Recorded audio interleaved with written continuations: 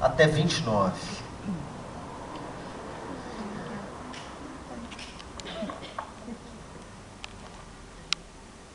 E quando se aproximou dos discípulos, viu ao redor deles grande multidão e alguns escribas que disputavam com eles.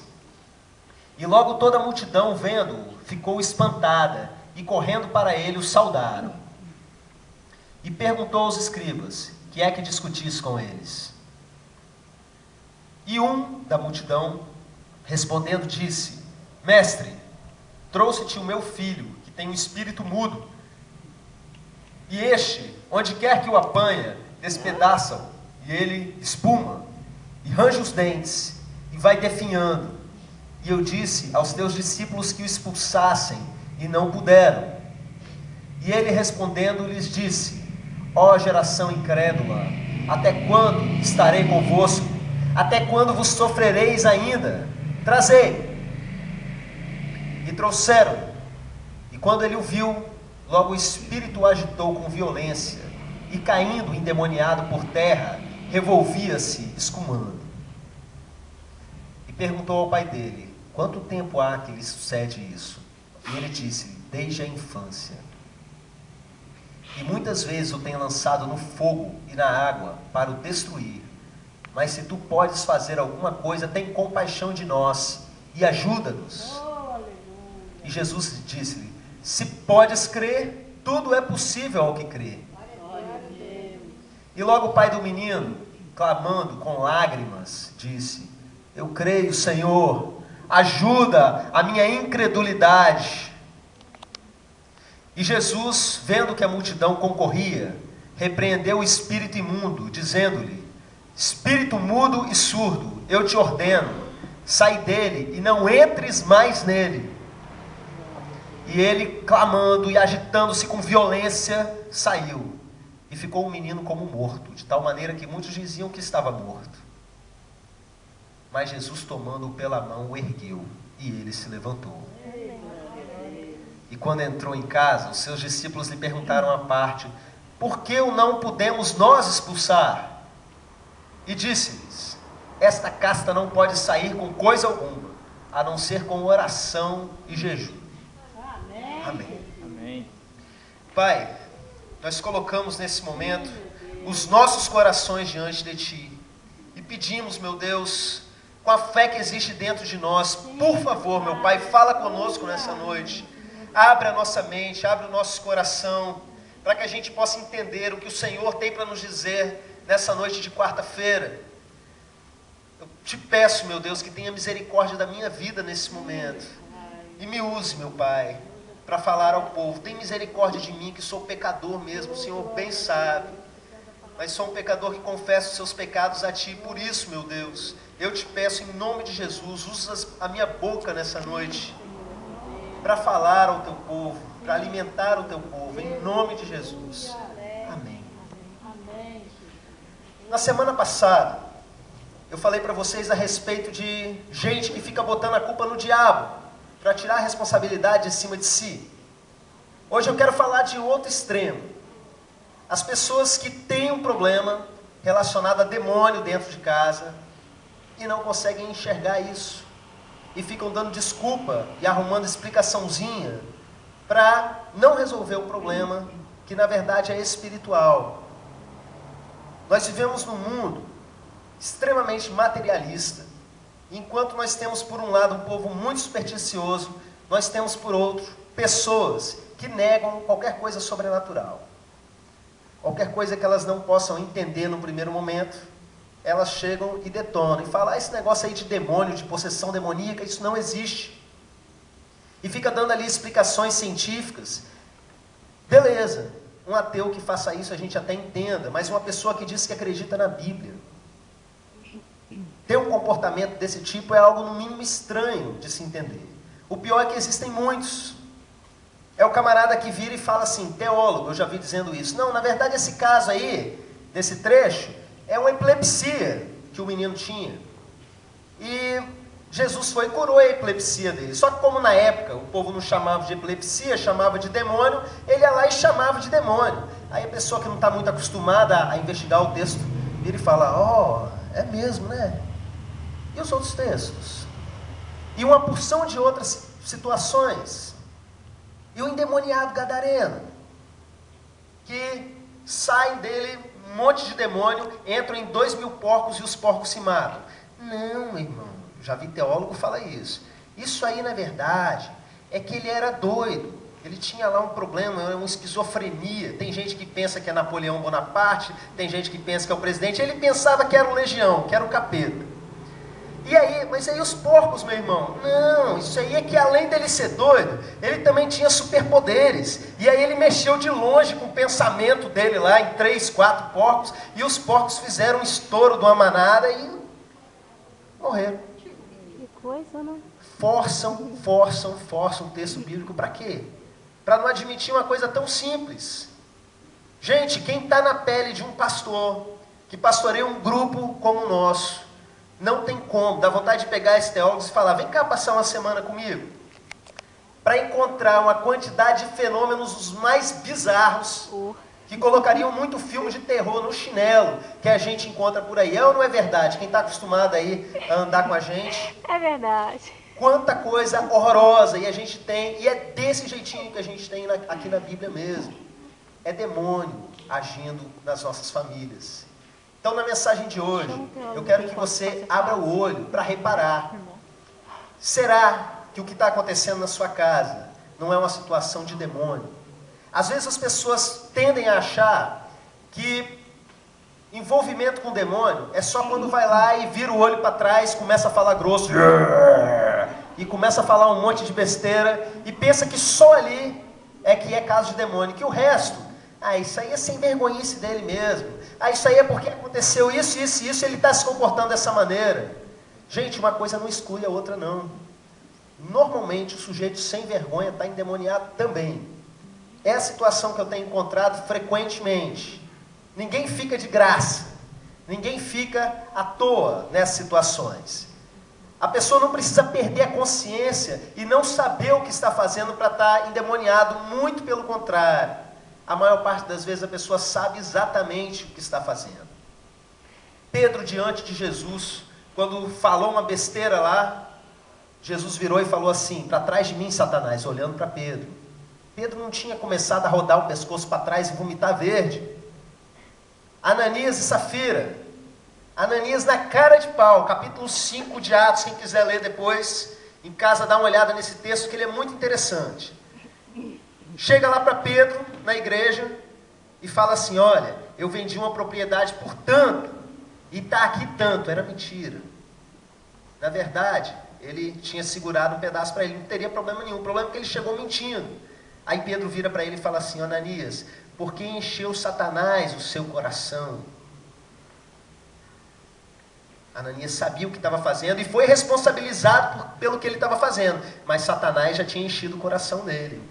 O coração dele era diabo puro, consciente do que estava fazendo, sem vomitar verde, como a gente vê lá naquele filme, O Exorcista, né? Como é que pode isso? Eu vou falar para você como é que pode. A Bíblia diz, resisti ao diabo e ele fugirá de vós. Achegai-vos a Deus e ele se chegará a vós. O que as pessoas fazem é o contrário. Eles não resistem ao diabo e ao invés de se achegar a Deus, se achegam mais ainda ao diabo. E como é que fica a casa do infeliz como esse? Fica diabo puro. Será que não é essa a razão do caos que está se instaurando dentro da sua casa? Será que não é porque você deu lugar ao diabo, deu ocasião ao diabo, enquanto a Bíblia diz para você não fazer isso? Ao invés de você se encher do Espírito Santo, você continua em práticas pecaminosas que dão aquilo que a gente chama de legalidade para ele agir na sua vida. Vai se aproximando dele, vai se aproximando para ver o que acontece com você e o que acontece principalmente com a sua família. Eu queria que desligasse o data show aí um pouquinho. Acho que essa luz aqui vai ser o suficiente. Não, que desligasse mesmo. Vai, não. Vê se vai ficar melhor. Isso. Melhor aqui no meu olho, eu posso chegar mais para cá. O texto fala de um menino endemoniado. Ali, nessa versão que a gente leu, na verdade, essa história é contada em 3 versões. Marcos conta essa história, Lucas conta essa história e Mateus conta essa história. Se não me engano, na versão de Lucas fala menino, usa essa palavra, menino. Menino é alguém do sexo masculino que ainda não chegou à idade adulta. Um garoto, gente, endemoniado. E Jesus vira e pergunta para o pai. Olha o detalhe, Jesus já sabia da história. Queria que ficasse registrado isso para a gente. Para você poder olhar a Bíblia e entender. Desde quantos anos esse menino está assim? Desde que era uma criança. Espera aí, ele é menino e o pai falou quando ele ainda era mais criança ainda. Ele desde que era muito novinho ficou endemoniado. Como é que pode uma coisa dessa? Tem gente que vira e jura de pé junto. Não, criança pequena não fica endemoniado, não. Isso aí é coisa de adulto. Não tem nem maldade um bichinho desse. Se eu for contar para vocês cada coisa que eu já vi. Menininha de 7 anos, que você olha inocente, de conviver assim, sem problema nenhum, de repente, de uma hora para outra dentro de casa, fica com a mão em garra, falando grosso, atacando as pessoas, dizendo que vai matar todo mundo. Assim, ó, da noite pro dia. Uma casa que eu cheguei, uma garotinha, mais nova ainda, devia ter uns 5 para 6 anos, tinha tentado matar um bebê. E aí quando a avó chegou para falar, o rosto dela se repuxou todo e ela falou com a voz estranha: eu vou enforcar ela. Verdade. Dutra estava lá comigo. Foi lá ver essa situação. Você sabe o que acontece nessas casas? Como é que pode uma coisa dessa? A criança deu ocasião ao diabo. Gente, todos os casos que a gente vê foi quem era autoridade espiritual dentro de casa, o pai, a mãe, os adultos da família que abriram espaço, que chamaram, que deveriam dar proteção e não deram. Mas como é que pode isso, Cléris? Como é que você me explica isso? Não explico não, meu irmão. Só vejo que quando o pai e a mãe não colocam, por exemplo, comida dentro de casa, a culpa é deles. Quem paga o pato é a criança, quem passa fome é a criança. Quando o pai e a mãe, como eu citei casos aí na semana passada, vão assistir filme pornográfico, imundícia na frente das crianças pequenas, quem está fazendo coisa errada são eles. Quem vai crescer com a sexualidade toda distorcida são as crianças. Da mesma maneira, aprontou, está chamando o demônio para dentro de casa. Quem vai pagar o preço são esses anjinhos mesmo, que você é responsável por eles diante de Deus. Só que tem um detalhe. Esse pai da história, ele foi até Jesus. E você pode fazer isso também. Amém. Não importa o que você fez até agora, ou pior, o que você deixou de fazer até agora. Se a sua situação, você está identificando que tem demônio dentro da sua casa, eu quero te convidar para olhar mais de perto para essa história e a gente observar alguns detalhes interessantes. Sabe que hoje eu estava lendo um pouquinho sobre o que a psiquiatria diz sobre transe e possessão, o lado da psiquiatria transcultural. Eu achei engraçado que eles falam que tem certos pacientes que chegam que não atendem a tratamento nenhum, só dentro da igreja mesmo. Manda lá para o pastor resolve o problema. Engraçado que tem gente que se acha, né? Não, eu vi um cara falando comigo ano passado, isso aí é esquizofrenia. Achou a palavra tão bonita, né? Não sabe nem o que é esquizofrenia. Se eu perguntar, pedir para traçar o que é o perfil de um esquizofrênico, quais são os sintomas ali dessa patologia, não sabe. Não bate com uma pessoa endemoniada como a gente encontra. Uma pessoa em perfeitas condições mentais que de repente está lá, se convulsionando, igual essa história que a gente viu, sem ser ataque epilético. E de repente, com uma palavra, sai em nome de Jesus. Essa pessoa levanta a outra e nunca mais tem problema. Como é que você explica isso? Que esquizofrenia é essa? Observa o que está acontecendo na sua casa. E vamos ver aqui algumas coisas que a gente pode aprender com essa história. Como que esse pai do menino chegou? Na versão de Mateus, diz que ele chegou e se jogou de joelhos diante de Jesus. Na versão de Lucas, diz que ele chegou gritando. E nessa que a gente leu, fala também que ele depois começou a clamar diante de Deus. O que a gente entende quando uma pessoa grita, quando uma pessoa se joga no chão? Eu falei a respeito disso no culto de domingo. Uma pessoa quando grita diante de Deus, significa que ela está envolvida emocionalmente com aquilo, que ela está angustiada de verdade, aquilo está incomodando aquela pessoa. Esse pai se jogou aos pés de Jesus, gritando, para que Jesus ajudasse ele. Você pode aprender alguma coisa com isso? Tem uma porção de pai e mãe que vê o problema acontecendo e faz corpo mole. Quantas vezes a gente vai falar a respeito do filho que está aprontando, o menino está que é diabo puro, e a mãe vira, pois é, né? Esse menino é de jeito, meu filho. De jeito, tem jeito não. Já entreguei para Jesus. Eu falei a respeito de uma mãe recentemente hoje. Alguém falou assim, a mãe de fulano já entregou ele para Jesus. Eu falei, ela devia ter entregado ela para Jesus. Ela devia ter entregado o coração dela para Jesus, porque a responsável por tudo é ela. Perdeu uma filha, vai perder um filho, e dizendo que está entregando para Jesus. É devolução agora, né? Jesus deu o filho para ela, ela vai devolver. Não existe isso não, gente. Qual é o pai que não fica indignado ao ver a situação do filho? São muitos.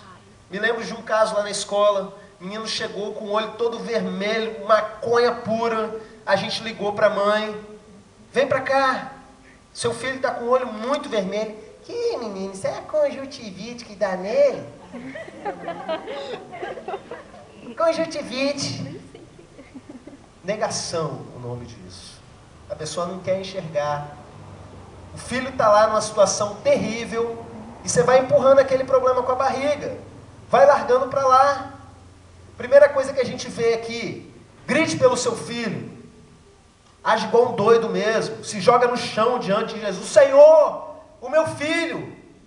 Se desespere pela condição dele. Se envolva de verdade. É seu filho, meu irmão.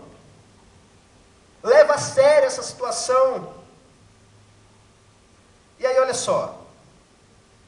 Jesus vem e ensina que para expulsar um demônio precisa ter fé. Né? Todo crente aqui sabe disso. É engraçado que os discípulos de Jesus, eles tinham fé. Eles tinham expulsado uma porção de demônio. E eles tinham tanta certeza que aquele ia sair também, que ficaram decepcionados quando aquele não saiu. O problema é que eles estavam já agindo, falando sai em nome de Jesus, de forma ritualística. Tinham perdido o sentido daquele negócio. Tinham perdido a ideia do que é falar em nome de Jesus. Estavam distantes, depois a gente vai ver ali um pouquinho por quê. Mas antes eu quero falar a respeito da atitude do pai com relação a isso. Porque o pai falou assim, o pai disse, se você pode fazer isso, cura o meu filho. Aí Jesus fala para ele, tudo é possível ao que crê. E aí o pai fala uma coisa muito forte, uma coisa que entra para a história, uma frase que é libertária, que está ali simplesmente para a gente aprender com a atitude dele. Olha que liberdade. Você poder chegar diante de Jesus e falar assim, Senhor, me ajuda na minha falta de fé. Vale isso? É igual a história do gênio da lâmpada, né? Você tem direito a 3 pedidos, chega no terceiro, eu quero mais 3. Mais ou menos essa lógica. Você quer pedir uma coisa para Jesus, você não tem fé para isso, aí você vira primeiro, Senhor, me ajuda na minha falta de fé. E não é que o negócio dá certo. A nossa fé fica abalada, às vezes, com muitas coisas. Quem já está meio fraco, às vezes abre uma coisinha no Facebook, vê uma besteira que um ateu colocou, que se você for refletir aquilo, não gasta nem 3 minutos, mas aquilo já é suficiente para deixar o seu coração balançado, a sua fé enfraquecida. Está sinalizando de novo? Eu não estou vendo vocês. Então tá bom. Pode parar então. A sua fé às vezes fica enfraquecida por conta de um colega que falou alguma coisa, um irmão dentro da igreja mesmo que chega e fala alguma coisa para você. Tem igrejas que matam a fé das pessoas, que começam a tentar desconstruir aquilo que você acredita, né? E acaba matando a sua fé. Fala que milagre não acontece no dia de hoje. Fala que certas coisas que tem na Bíblia, não, isso não é exatamente assim não. E o crente vai apanhando com aquilo. E acaba, eu conheço vários crentes que viram e falam assim para mim, olha, quando Deus responde uma oração minha é uma ou outra. É a exceção, não é a regra, sendo que devia ser o contrário. A sua fé está tão doente que ao invés dele não responder uma oração ou outra, ele não responde a maioria, porque a sua fé está doente.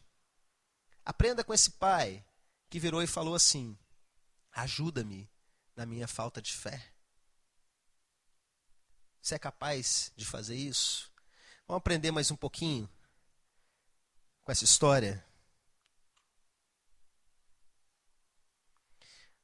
Os discípulos chegam a Jesus depois e falam assim, mestre, por que a gente não pôde expulsar?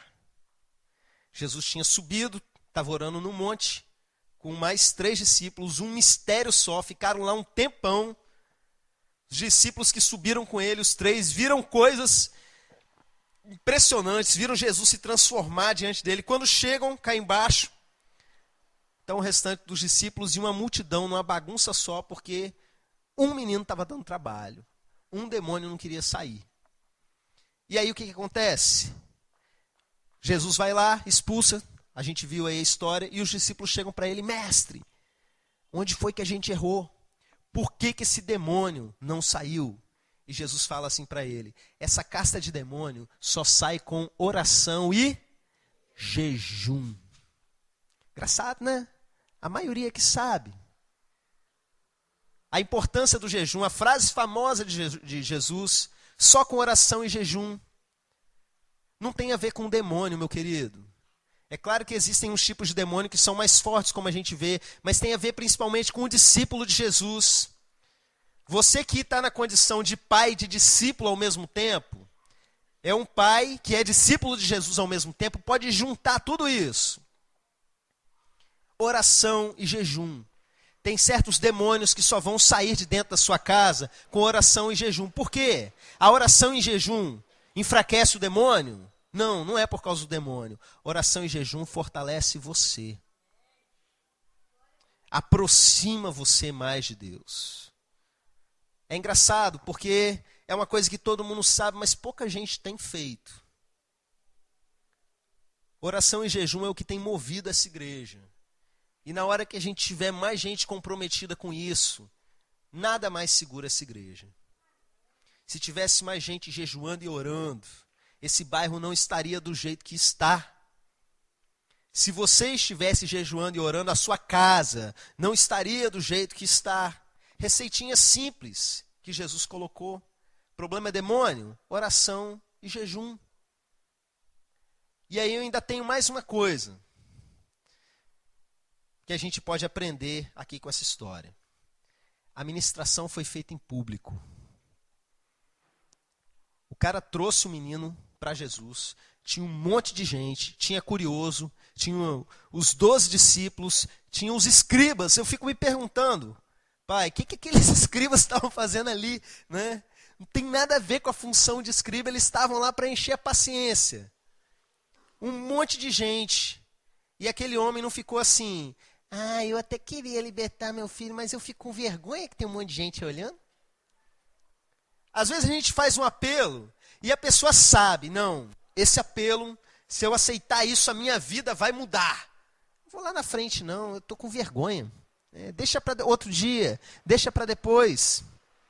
Tem gente que deixa de vir na igreja, tá? Por medo de cair. Sabe que está cheio de demônio. Sabe que na hora que a gente começar a orar aqui, que começa aquele reteté doido, vai cair endemoniado. E aí fica com medo de vir. Gente, se cair, e daí? Quem é que já caiu na igreja? Levanta a mão, dá um glória a Deus. Melhor ainda, está escuro. Olha quanto doido já caiu na igreja. Você cai por diversos motivos. Cai de emoção, no Espírito Santo mesmo. E às vezes cai porque está endemoniado mesmo. Às vezes só sabe disso a pessoa e o pastor que está ali ministrando. Se cair, gente, você levanta melhor. Antes cair endemoniado do que voltar para casa cheio de demônio e continuar na mesma situação. Então não importa a multidão, não fica preocupado, constrangido e coisas desse tipo, não. Tem situação que a gente pega a pessoa e leva para algum lugar porque a situação dessa pessoa vai acabar expondo ela muito. Mas às vezes uma oração simples aqui vai resolver o seu problema. Você vai voltar para casa, a sua casa já vai estar diferente e você fica com vergonha por causa da multidão. Aquele pai não estava nem aí para isso. Com multidão e tudo, foi lá e se lançou nos pés de Jesus. Admitiu que não acreditava direito mesmo. Mas o problema é que ele tinha anos, desde que o menino dele era garotinho, ele voltou para casa com o problema resolvido. E com certeza esse homem voltou para casa salvo. Porque é difícil uma pessoa passar por uma coisa dessa e não passar a ter uma aliança com Jesus. Não passar a ter Jesus como Senhor da vida dele. Eu quero nesse momento falar para você que está passando por alguma situação que você acha que tem demônio agindo na sua casa. Que você abriu legalidade, ou alguém da sua casa abriu legalidade. Se você acha que o demônio está em você ou em alguém da sua família, aproveita que está escurinho, né? Vai chegando aqui para frente porque eu vou orar por você nessa noite, vou ministrar libertação em você. A igreja inteira vai orar pela sua vida. E se de fato o problema é dessa natureza, como nós vimos nesse texto bíblico, você vai voltar para casa com a situação diferente. Amém? Podem se colocar de pé, igreja. E os irmãos, vamos nos achegando aqui.